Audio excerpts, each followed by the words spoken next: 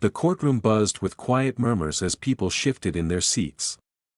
Some were there for their own cases, others simply spectators curious to see the day's drama unfold. At the center of it all sat Judge Edward Monroe, a man known for his no-nonsense attitude and sharp tongue. His piercing gaze and firm grip on his gavel left no room for nonsense. For many, his reputation was intimidating, but for one 17-year-old boy, it felt like a looming storm. At the defendant's table sat Noah Bennett, his heart pounding like a drum. He was tall and lanky, his messy brown hair hanging over his eyes. His fingers fidgeted anxiously, twisting together as if wringing out his nerves.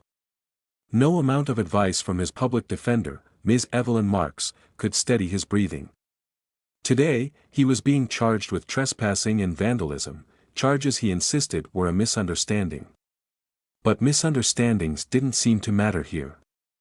He knew all too well that Judge Monroe had a reputation for being merciless when it came to teaching young offenders lessons. Order in the court. Judge Monroe barked, his gavel striking down with a thud that echoed through the room. The spectators fell silent, the sound cutting through the low hum of chatter like a blade. Next case, he said, scanning his docket. Noah Bennett, charged with trespassing and vandalism. Defendant, step forward. Noah's breath hitched. He glanced at Ms. Marks, who nodded at him reassuringly.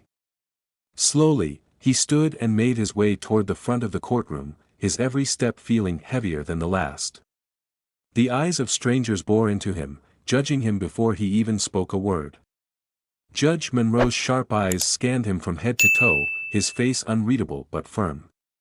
He tapped his pen on the desk, waiting. "Well, Mr. Bennett, do you have anything to say for yourself?" the judge asked, his tone sharp as a knife. Noah opened his mouth, but his voice caught in his throat.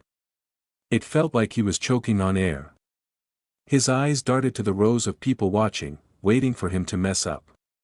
He could feel the weight of it all on his chest, pressing down like a heavy stone. "Cat got your tongue, Mr. Bennett," the judge taunted, leaning back in his chair, arms folded. His voice carried through the room, drawing a few quiet chuckles from the spectators. "Or do you think this is some kind of joke?" Laughter rippled through the courtroom. Noah's face flushed with heat, and he lowered his eyes. His fists clenched at his sides, his nails digging into his palms. "And no, sir. I mean, no, Your Honor," he stammered, his voice barely a whisper. "Speak up, boy." Judge Monroe snapped. "If you can break the law, you can certainly explain yourself." I didn't mean any harm," Noah managed to say, his voice cracking. "Didn't mean any harm," Judge Monroe repeated mockingly. "That's convenient. People who don't mean harm don't trespass on private property or cause damage. If you're looking for sympathy, you won't find it here." The quiet chuckles in the crowd grew louder. Ms. Marks stepped forward, her hands raised in a gesture of calm. "Your Honor, if I may, my client." "You may not," the judge cut her off. "This young man needs to learn that actions have consequences. We're not here to coddle him." The silence in the room was palpable. Noah's face burned with humiliation. His heart pounded with a mix of embarrassment and anger, but something else flickered inside him. It was the image of his little sister, Leah, looking up at him with wide, trusting eyes. She always saw him as strong, as someone she could depend on. He thought of his late father's words, "If you know you're right, don't let anyone make you feel small." The words echoed in his mind like a bell. He raised his head. For the first time since the hearing began, Noah lifted his gaze and met the judge's eyes. His voice, though shaky, was clear. "Your Honor," he said firmly. "I know what I did was wrong, but you didn't even ask me why." The laughter stopped. The air grew still. Judge Monroe raised an eyebrow. "Excuse me?" "You didn't ask why," Noah repeated, his chest rising and falling with steady breaths now. "I wasn't trespassing to cause trouble. I was there to help." "Help?" Judge Monroe frowned, leaning forward. Help with what, exactly? The property I entered is the old Westbrook warehouse, Noah explained, his voice growing steadier with every word. It's been abandoned for years. Nobody goes there, except the stray animals that live inside. Whispers broke out in the courtroom. People leaned forward in their seats. There's a stray dog I've been looking after, Noah continued. She had puppies a couple months ago, and they're too young to survive on their own. I was bringing them food, water, and blankets. His words hung in the air like a quiet storm. The shift in energy was undeniable. Even Judge Monroe's eyes softened slightly. I used old boards and nails I found in the warehouse, Noah continued, his voice growing stronger. I covered the broken windows so the wind wouldn't get in. The vandalism you're talking about wasn't vandalism, it was me trying to make sure those puppies didn't freeze. Silence. Ms. Marks stepped forward, her voice calm but firm. Your Honor, I have photos of the animals and the shelter Noah set up for them. May I submit them as evidence? Judge Monroe gave a small nod, his gaze still locked on Noah. The bailiff took the photos and handed them to the judge. He flipped through them slowly. The images showed a golden retriever curled around her puppies, her eyes alert and watchful. Another showed Noah kneeling beside them, pouring water into a small bowl, his face a mix of weariness and determination.